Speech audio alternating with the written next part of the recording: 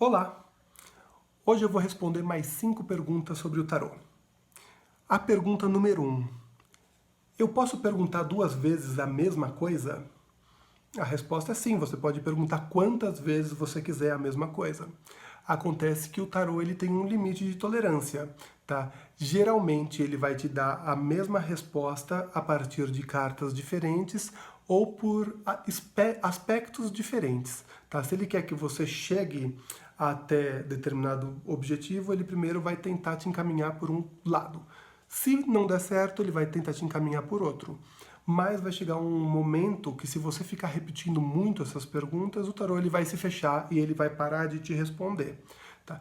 O aconselhado é você fazer uma única pergunta, uma única vez, e confiar naquilo e investir a sua energia naquilo. Mas às vezes sobra alguma dúvida, alguma questão, algum ponto sem nó, né, e que faz com que a pessoa fale assim, não, mas aquela questão que você disse, não tem como detalhar um pouquinho mais? Sim, a gente consegue detalhar, tá?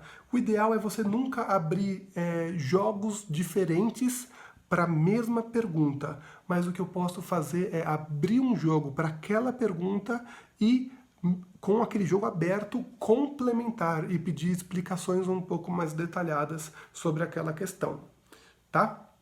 Pergunta número 2. O tarô fala sobre vidas passadas? A resposta é sim. Ele fala sobre vidas passadas. Agora eu rebato com uma outra pergunta. Para que você quer saber da vida passada? Se você entra nessa vida, então, com uma memória resetada para cumprir a sua missão aqui hoje, de que adianta você saber se aquela informação é de vida passada ou não?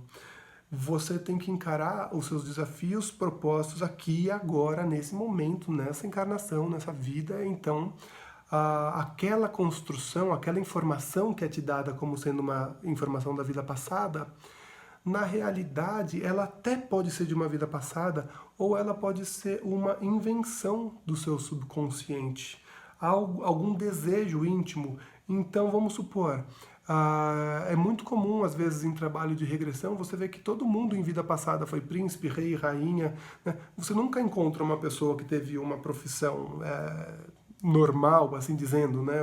Um mero mortal. Não, sempre foi alguém notável. E não importa se isso é verdade ou não, tá? O que importa é que, para aquela pessoa compreender o momento atual, ela precisa daquela informação de que, em um momento passado, em um momento pretérito, ela foi vista com louvor e agora não é mais, tá? Mas não me importa se ela foi um rei, um príncipe na vida passada ou não, tá? Essa é a minha resposta para essa pergunta. Pergunta número 3. É possível fazer amarrações com o tarô? Essa pergunta é aquela que eu até me recuso a responder, né? Mas vou responder. Claro que não, tá? Porque o tarô não faz maldade, o tarô ele não é capaz de atingir essa vibração, até porque você está interferindo no livre-arbítrio de outra pessoa. O tarô ele até pode identificar de que a pessoa que está sendo atendida tem más intenções para outra pessoa, para com outra pessoa. Isso o tarô identifica, mas agora, é possível fazer amarração?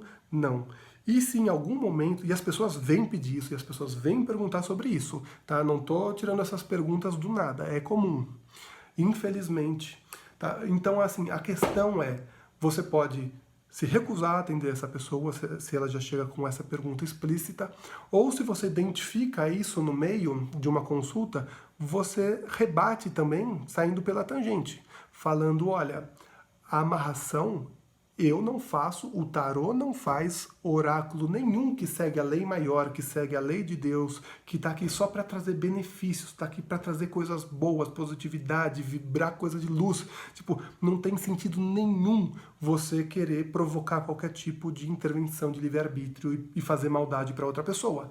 E não necessariamente a pessoa que você quer amarrar vai te fazer feliz pro resto da vida. Não necessariamente a pessoa que você vai amarrar vai te fazer bem, tá?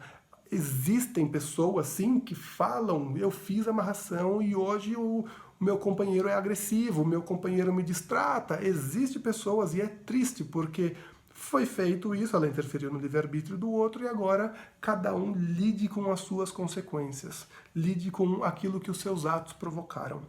Essa é a minha resposta. Próxima pergunta, número 4. Quem lê o tarô de Marsella consegue ler os outros tipos de tarô?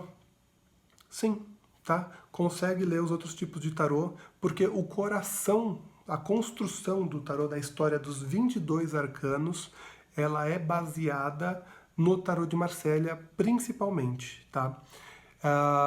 Existem sim diferenças de um tarô para o outro, como eu já disse no vídeo anterior, um com um cunho mais espiritual, o outro com um cunho mais emocional, tá? Mas o coração mesmo, o cerne da questão é praticamente guiado pelo tarô de Marsella. Eu estou falando do tarô, não estou falando do baralho cigano, nem do tarô dos orixás, nem de qualquer outra forma. Eu estou falando de tarô, que é composto por 22 lâminas de arcanos maiores e 56 de arcanos menores, subdivididos nos 4 naipes, tá? Então, essa construção de tarô sim é possível. Próxima pergunta. Eu consigo me consultar por outra pessoa e saber da vida dos outros? É uma pergunta bem legal. Então, assim, eu consigo me consultar por outra pessoa? A resposta é não, tá? Então, aquela mãe que vem perguntar sobre o filho, esquece. O que você consegue identificar ali é a aflição da mãe, a angústia da mãe, ou o ponto de vista da mãe sobre o filho. Mas você até consegue ter algumas informações, existem algumas tiradas, existem alguns preparos, existem algumas formas diferentes de você consagrar o seu tarô para que ele te dê abertura e a neutralidade e a sabedoria de não interferir na vida do outro. Mas você consegue, às vezes, ver como que uma pessoa tá, como que a outra pessoa tá, e de repente ver o que está unindo, como que está a conexão entre essas duas pessoas. Mas tirar o tarô para outra pessoa é difícil, né? Essa questão de fofoca, né? O tarô ele não é fofoqueiro, ele é muito mais esperto do que nós todos. Saber da vida das outras pessoas depende muito do intuito. Tipo de jogo simples, por exemplo, uma tirada de 3 cartas, às vezes você consegue pegar um padrão geral, mas você não consegue invadir, acessar a pessoa de forma tão detalhada.